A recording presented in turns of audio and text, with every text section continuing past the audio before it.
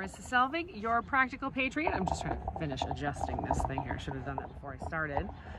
But my volume has been really strange in these last number of practical patriots. So we're gonna try and make sure that it's all right. Probably because we're outside and there's lots of noise. There's birds and trucks and all those kinds of things. But today we are reading Federalist 23. So here we go. It is entitled, "The Necessity of a Government at least equally energetic with the one proposed." The necessity of a constitution, at least equally energetic with the one proposed, to the preservation of the Union is the point at the examination of which we are now arrived. This inquiry will naturally divide itself into three branches: the objects to be provided for by the federal government, the quantity of power necessary to the accomplishment of those objects, the persons upon whom that power ought to operate. Its distribution and organization will more properly claim our attention under the succeeding head. The principal purposes to be answered by the Union are these: the common defense of the members, the preservation of the public peace as well against internal convulsions as external attacks, the regulation of commerce with other nations and between the states, the superintendence of our intercourse, political and commercial, with foreign countries. The authorities essential to the care of the common defense are these: to raise armies, to build and equip fleets, to prescribe rules for the government of both, to direct their operations, to provide for their support. These powers ought to exist without limitation, because it is impossible to foresee or to define the extent and variety of national exigencies, and the correspondent extent and variety of the means which may be necessary to satisfy them.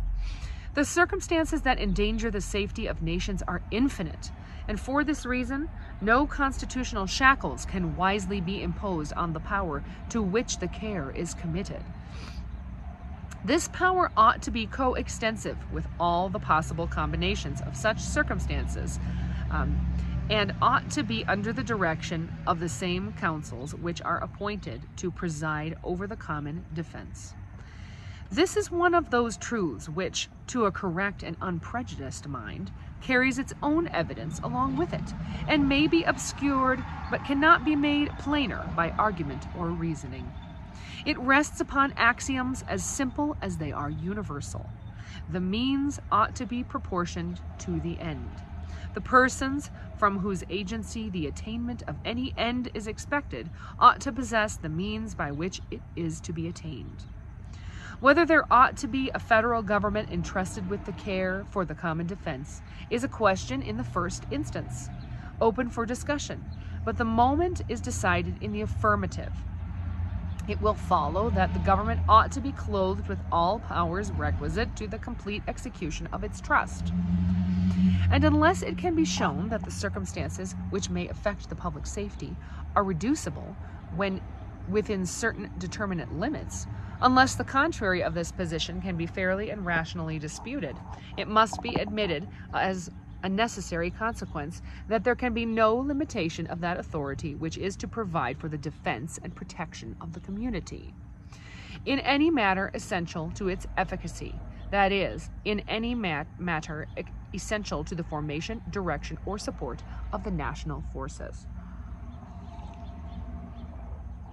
Defective as the present Confederation has been proved to be, this principle appears to have been fully recognized by the framers of it, though they have not made proper or adequate provision for its exercise. Congress have unlimited discretion to make requisitions of men and money, to govern the army and navy, to direct their operations.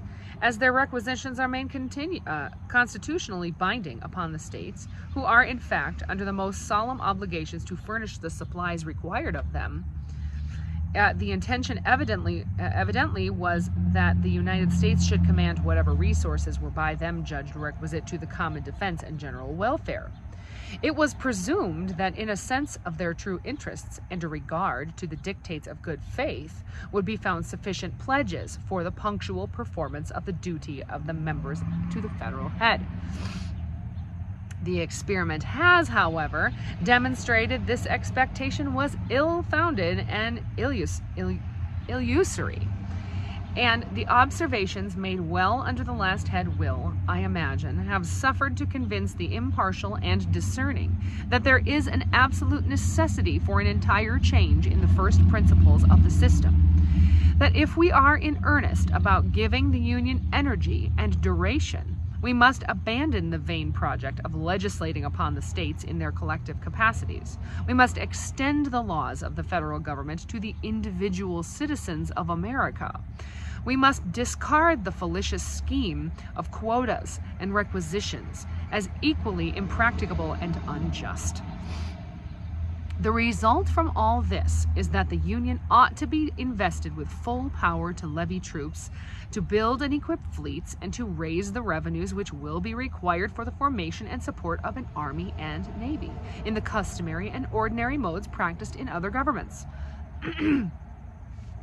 If the circumstances of our country are such as to demand a compound instead of a simple, a confederate instead of a sole government, the essential point which will remain to be adjusted will be to discriminate the objects as far as it can be done, which shall appertain to the different provinces or departments of power, allowing to each the most ample authority for fulfilling those which may be committed to its charge.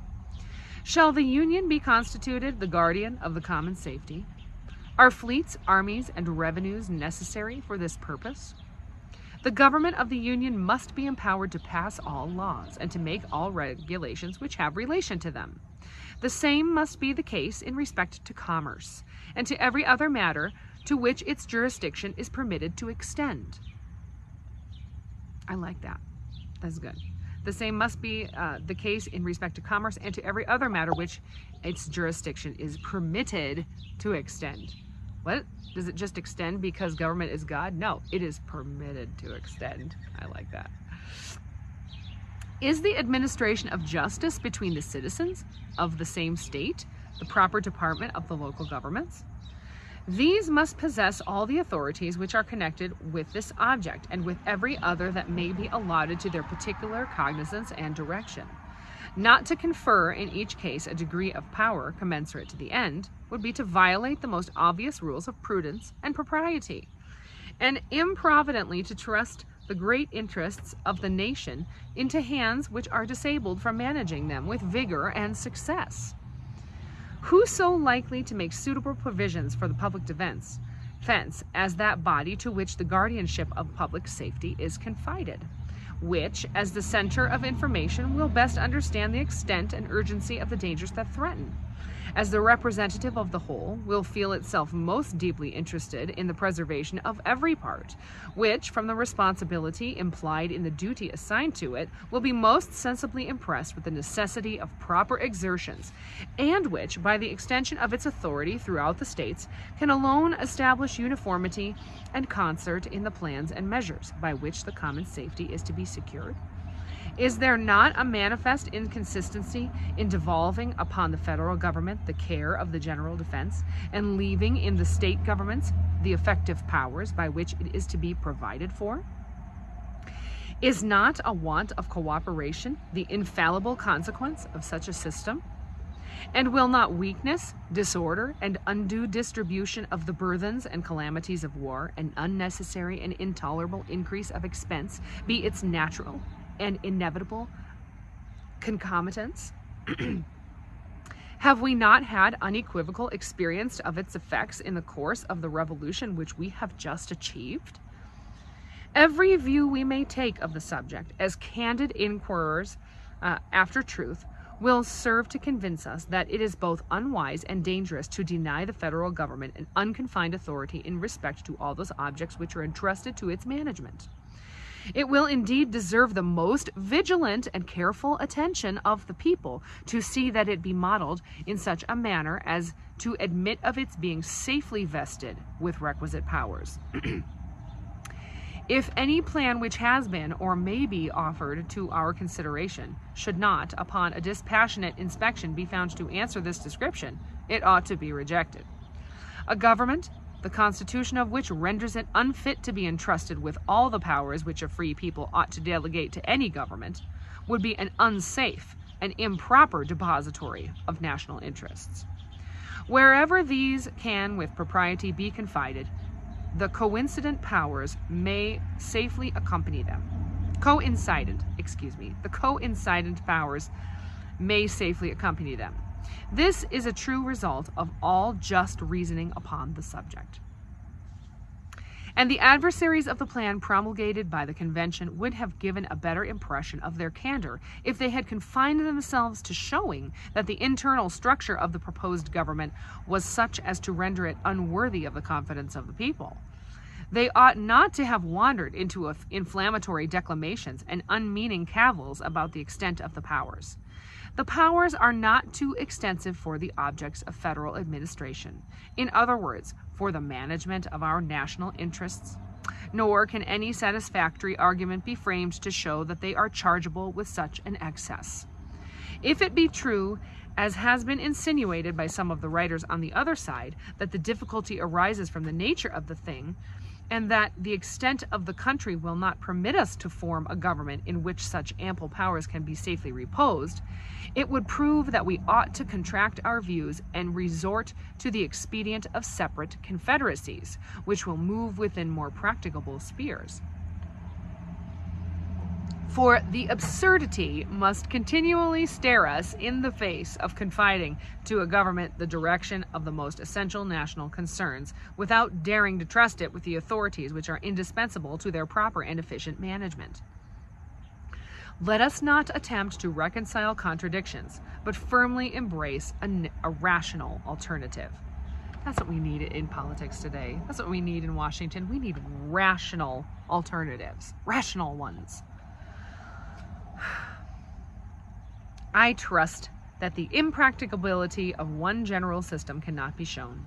I am greatly mistaken if anything of weight has yet been advanced of this tendency, and I flatter myself that these observations which have been made in the course of these papers have served to place the reverse of that position in as clear a light as any matter, still in the womb of time and experience, is susceptible of. This, at all events, must be evident that the very difficulty itself, drawn from the extent of the country, is the strongest argument in favor of an energetic government, for any other can certainly never preserve the union of so large an empire. If we embrace, as the standard of our political creed, the tenets of those who oppose the adoption of the proposed Constitution, we cannot fail to verify the gloomy doctrines which predict the impracticability of a national system pervading the entire limits of the present Confederacy. December 18th, 1787, Alexander Hamilton. Thanks for joining me today. Next time we'll read Federalist 24. Be blessed and stay free.